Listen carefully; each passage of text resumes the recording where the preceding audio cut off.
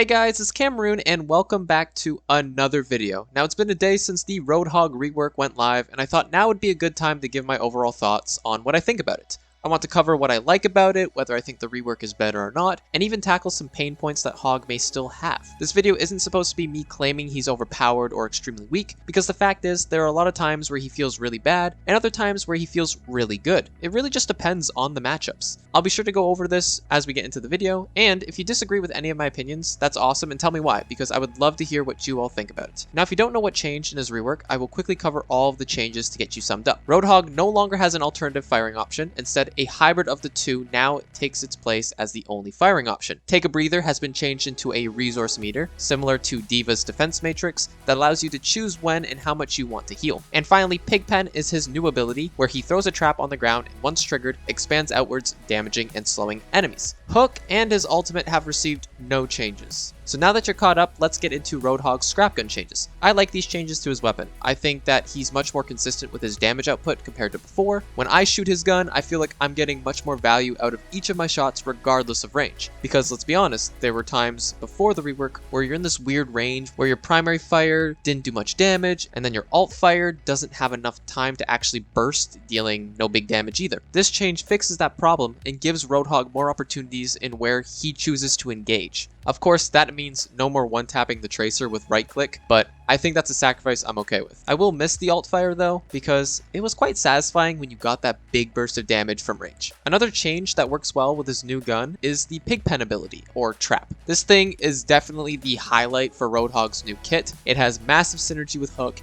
and makes his one-shot combo very likely, and even if the target's a tank. The damage that just gets outputted is sometimes so much that you can't only heal through it, especially if your team prioritizes the hook target. It's hard to miss those shots too, since the enemies are slowed by 40%. And then it can also be comboed with other heroes' abilities too, which can further increase the DPS that the trap target deals with. One of my favorites is Junkrat's trap with Pigpen. Whoever gets stuck in that trap is not going to have a fun time. But I think I like that one so much because it makes Junkrat and Roadhog feel more like that dynamic duo they're supposed to be. I'm still learning more about this ability, and I haven't really experienced being on the other end of the trap as like a DPS or support, as I've been playing tank more than any other role at the moment, so I can't say how annoying it may be to deal with. Overall though, I think this is the best thing Hog got in the rework. And then moving on to his last major change, we have the new Take a Breather ability. Now on paper, these changes are insane, but that doesn't always reflect in game. The problem that old Hog faced was anti-heal, and any stuns that basically prevented him from getting any value from using Take a Breather. Now the idea of it being changed to a resource was to help mitigate that feeling of wasting your ability, and allowing you to have a better chance of surviving. Now the problem is, if you don't have that Kiriko to cleanse you, or that Life Weaver to life grip you out, you're still going to deal with all of that.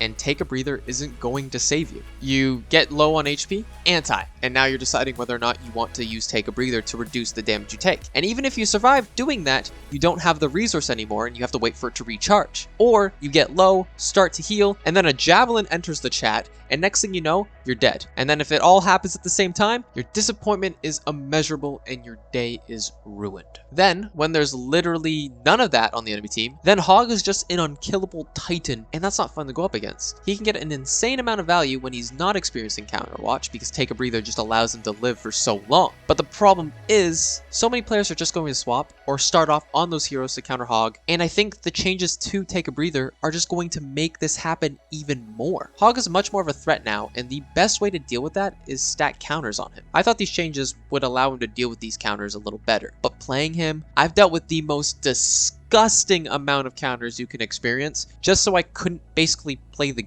game. It didn't matter that I could choose when and how much I wanted to heal. Of course, those experiences are even more memorable when you don't have a team that wants to swap to support your pick, and this ability just feels like it's the exact same. Now to go on to a general consensus of the rework, I do think he is better than he was before. The changes improve him in every way, and I don't think anyone can disagree to that. If you think he's bad, I don't think it's because the changes made him worse. The problem is from everything else around him. Hog suffers massively from counters, and none of these changes can effectively deal with that. I think the best way to put all of these changes is he's still just Hog. If you're a Hog player, he'll pretty much deliver the same experience as before, the good and the bad, and that's pretty much it. If he's not countered, he can seriously do damage to the other team. The moment he is, He's just a big target that can't do anything. And even with a Kiriko, cleanse may not always be for the Hog, and the other team can work around that, or just stack even more Hog counters. If you want Hog to work, you gotta hope that your team plays around you, or the other team doesn't make it their sole mission to ruin your fun. If I'm being completely honest, there were many games yesterday that I played where I just didn't want to keep playing Hog,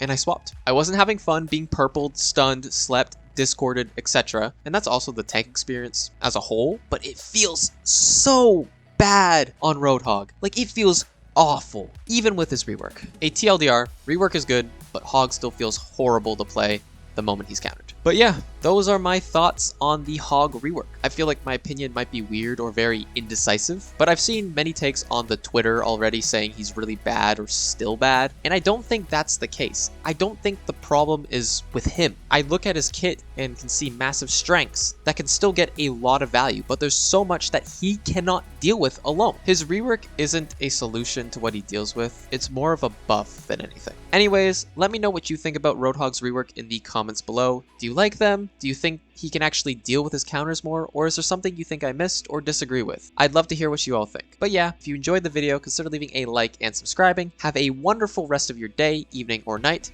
and I will talk to you all later.